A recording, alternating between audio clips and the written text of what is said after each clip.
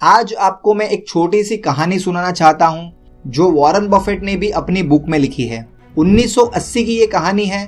दो फ्रेंड्स थे, रमेश और सुरेश।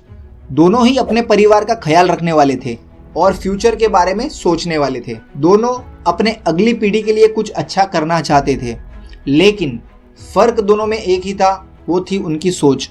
रमेश के पास जो भी उसकी जमा पूंजी थी 10,000 रुपए की, वो पूरी की पूरी लॉकर में रखवा दी कैश के रूप में, ताकि वो सेफ रहे और आगे की पीढ़ी उसे टाइम आने पर यूज कर सके। और सुरेश ने सोचा कि उस पैसों को इन्वेस्ट किया जाए ताकि उसके आगे की पीढ़ी को उसका फायदा मिल सके। तो उसने वो 10,000 को 1980 में विप्रो के शेयर में इन्वेस्ट कर दिए। आज की तारीख में 45 साल बाद भी रमेश की फैमिली के लॉकर में वो 10,000 अभी भी पड़े हुए हैं, यानी कि 45 साल तक वो अमाउंट सेफ रहा जैसा रमेश ने सोचा था।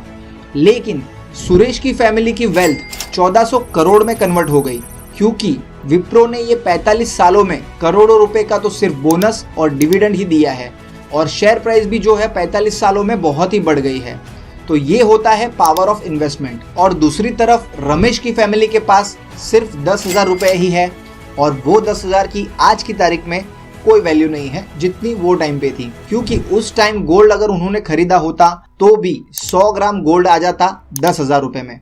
लेकिन आज ये 10,000 से सिर्फ 1 ग्राम गोल्ड ही आ सकता है, यानी कि वो पैसे की वैल्यू टाइम के साथ कम हो गई। तो ये कहानी से वॉरेन बफेट हमें यही समझाना चाहते हैं कि cash is not a good investment. Cash को हमेशा हमें इन्वेस्ट करना चाहिए, क्योंकि कैश का सबसे बड़ा दुश्मन होता है इन्फ्लेशन, यानी कि महंगाई का दर। इंडिया का इन्फ्लेशन रेट 5.5% है, यानी कि 15 साल के बाद आपके पास अभी जितनी भी वेल्थ है उसकी वैल्यू 0 हो जाएगी।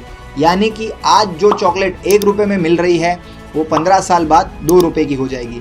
अब आपको ये बहुत ईजी लगता होगा सुनने में कि इसमें कौन सी बड़ी बात है, 1 रुपए की चॉकलेट 2 रुपए की होगी 15 साल बाद, तो कोई बड़ी बात नहीं है। तो मैं आपको थोड़े बड़े एग्जाम्पल से समझाता हूँ। अगर आपके पास 1 करोड़ लॉकर में पड़ा है 15 साल से, तो कॉन्ग्रेचुलेशंस, आप अपने पैसे को 0 कर चुके हो, क्योंकि जो चीज़ वो टाइम पे 1 करोड़ की मिलने वाली थी वो 15 साल बाद 2 करोड़ की हो गई है। यानी कि आपकी 1 करोड़ की वैल्यू आज के टाइम पे कुछ भी नहीं होगी। तो इसलिए ही वॉरेन बफेट हमें ये रूल के साथ ये समझाना चाहते हैं कि हमेशा अपने पैसों को ऐसे एसेट्स में इन्वेस्ट करना चाहिए जो महंगाई के दर को मात दे, यानी कि इन्फ्लेशन रेट से ज़्यादा आपको रिटर्न दे। जैसे कि एफडी सालाना 6% का रिटर्न देता है, रियल एस्टेट सालाना 8 से 9% का रिटर्न देता है, और म्यूचुअल फंड सालाना 10 से 15% का रिटर्न देता है।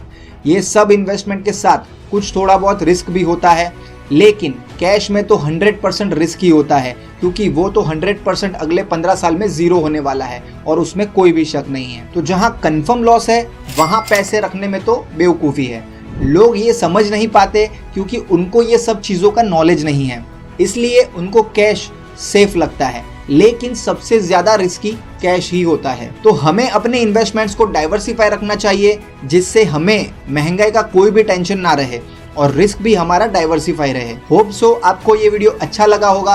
अगर अच्छा लगा है तो लाइक करें, शेयर करें अपनी फैमिली फ्रेंड्स को, और चैनल को सब्सक्राइब करें ऐसे ही फाइनेंशियल वीडियोस को देखने के लिए।